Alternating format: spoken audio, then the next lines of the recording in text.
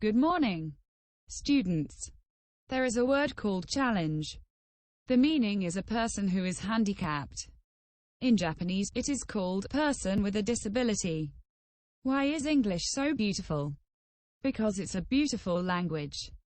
Well, we lit present. The third topic we offer is family and societal challenges. Giacomo Mazzone, head of institutional relations at the European Broadcasting Union, said, "I've worked all my life as a journalist and I believe that this was not a job but something like a mission. Being a watchdog of democracy is a very exciting and rewarding sensation. Today the job I liked and practiced all of my life still exists only in a few ivory towers that became global: the New York Times, the BBC, some of the public service broadcasters financed by states. The small independent newspaper where I started doesn't exist anymore and could never return because their business model doesn't work. Rather than being considered the watchdog of democracy now, I'm stigmatized as a mediator. That means that I'm blamed and considered a priori as a part of the establishment. Verification of sources and accuracy in reporting seems to be considered a waste of time, and the news of non-existent flying donkeys, or, for instance, false statements such as Obama is not a US-born citizen, get millions of likes thanks to algorithms, while the real news of the donkey walking on the hill doesn't get in any. To remediate the most evident damages of this, now hundreds of non-skilled youngsters hungry for badly paid jobs are hired and gathered in cold hangars to take down the most damaging news in an ex-post exercise with no sense, no future and no accountability to society. If this is the future of the journalistic career, I will encourage my children not to get into it." Evan Selinger, a professor of philosophy at Rochester Institute of Technology, wrote, "It's a bit depressing to look at the problems of online life through my everyday experiences interacting with my daughter, who is in middle school. Despite everything that I know about the problems of continuous partial attention, corporate surveillance and the idealized personas that are curated online, I suspect I don't do enough to address them. I'm not fully checking my knowledge at the door. And, of course, my intentions are good. But engineered addiction is more powerful than cautionary discourse, and social pressures readily tug on heartstrings." Jennifer De Winter, an associate professor of rhetoric and a director of interactive media and game development, said, "Email. I remember working as a professor before email and after email.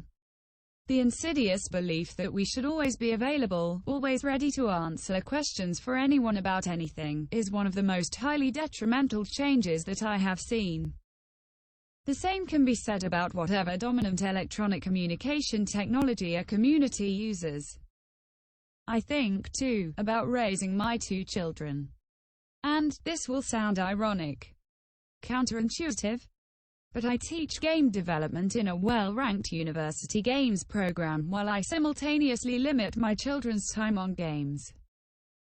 My 9-year-old son said it best recently. He told me that when he plays too many video games, he starts to hate any interruption, anyone who gets in his way. While this is probably true of anyone in a flow state of being deeply immersed, games have a way to constantly provide a well-timed dopamine hit so that the player always craves more. Research bears this out. I don't know what to do with this because I don't demonize the technologies of our world.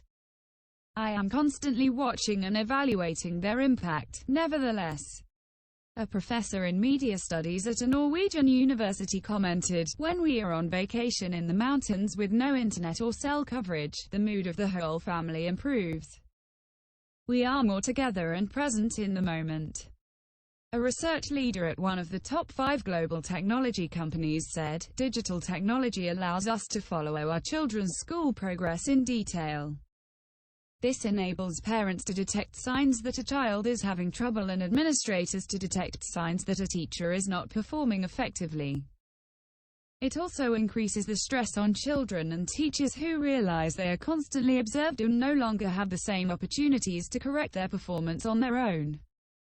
It pushes teachers to make every grade nuance explicit, ramping up the stress for students and parents.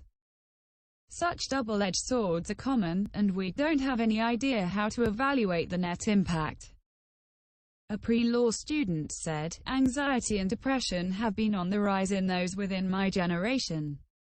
I was recently diagnosed with mild depression. I believe that being hyperconnected within this digital life could be a root of the issue.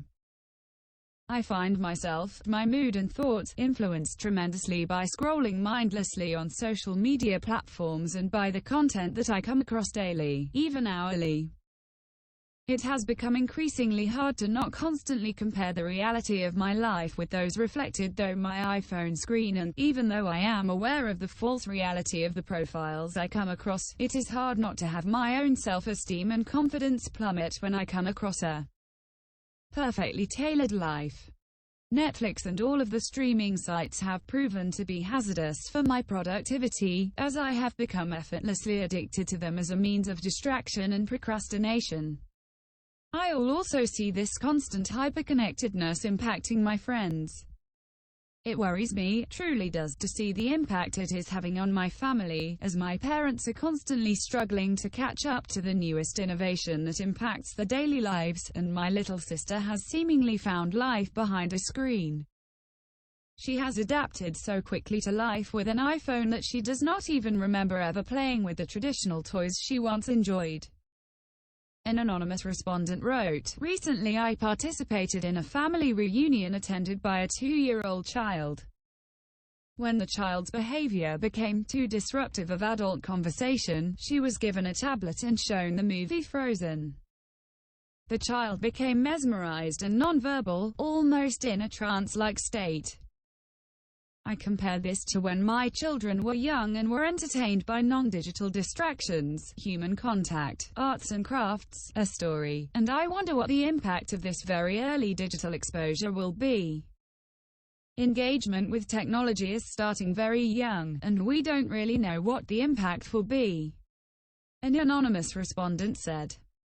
"I recently did some research into the digital lives of parents and teens in Japan to mirror research that was done in the US. It is very clear that when you compare these two cultures, there is more similarity than difference in the ways digital technology is reshaping our most intimate relationships. In many of the families we heard from, mobile devices and the content on them is a source of anxiety, conflict and concern. Parents are struggling with their own use and overuse of these devices as they are monitoring their use in their children, creating a new parenting challenge."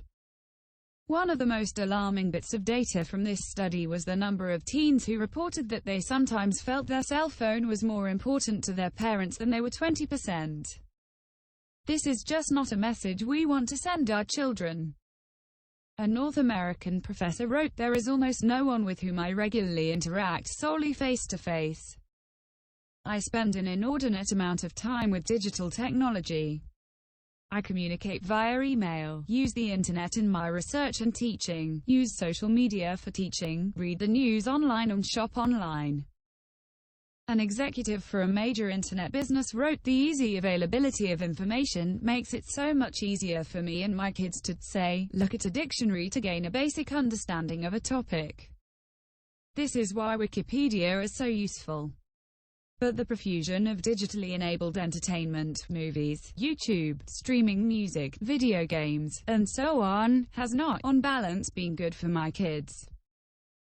They insist on being glued to their screens, and much of what they consume is, in the words of Newton Minow, talking about TV in the early 1960s, a vast wasteland. Like nearly every medium, like radio and TV, the internet was supposed to herald an era of great information access, which would enable better democratic participation. Instead, it's become, in many corners, a cesspool, with nearly zero information value. This is not true of the whole net. But now that net neutrality is on the way out, the internet fast lane will be devoted to direct, not to socially useful information." Jason Abbott, professor of political science at the University of Louisville, said, "My children are increasingly incapable of spending quiet time alone, appear more bored and easily distracted from tasks. As an adult, I find there is a growing pressure to always be available online and to respond immediately to messages and requests. Gail Brown, an instructional designer in Australia, wrote, "A young person I know began cutting himself when an online relationship with a girl suddenly ended. This was a person he had never even met, nor did he really know that anything she posted was real or truthful." Yes, lies can happen in the real world, but such lies are much more difficult to continue than those that are shared online. Fane Nicker, postdoctoral fellow at Stanford University's Center for Ethics in Society, wrote, "I see all around me how people's self-esteem is now wrapped up with their online social activity. This is very problematic for our inner, ethical lives." Paul Manning, a manager, commented, "I have seen one of my children walk away from a difficult interaction rather than work it out. She did so quietly and without the other person being aware until it was too late. Another one of my children cannot live without her cell phone because, she says, I can have 6 to 8 conversations at the same time. This same child cannot stand when there is silence or she lacks the ability to interact in a large crowd. She cannot focus on one person at a time or participate in a group conversation that requires listening." While digital life has positive benefits due to the immediate exchanges of information and the short length of the exchanges, sometimes critical information is assumed. Tanya Couples-Meese, a homeschool educator based in North America, wrote, "I am a student and an educator as well as a freelance writer. I teach online courses and spend more time checking to see if I am doing the teaching properly, rather than actually teaching.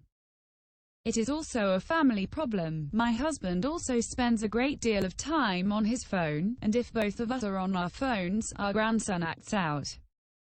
He isn't getting the best of us."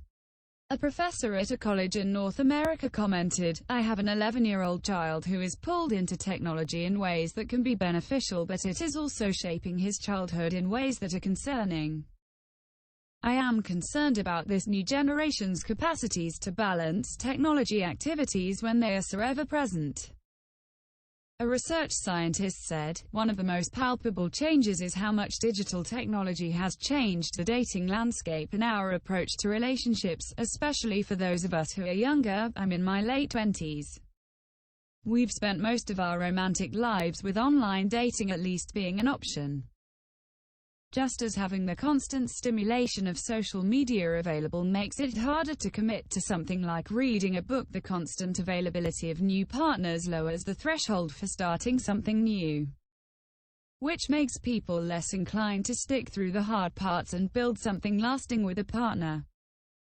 It makes our dating more conservative also. We read through each other's profiles thinking we're selecting better matches, but in taking the element of chance out of the equation, we miss out on the opportunity to date people different from ourselves who could potentially be very good for us, whom we might have unexpected chemistry with, etc." An anonymous respondent commented, "I've grown weary of the oversharing that occurs on social media. When people break up, get engaged, have children, etc., seeing the photos and status changes can be overwhelming and disheartening when you're in a certain emotional state and don't want to take it all in. Thank you."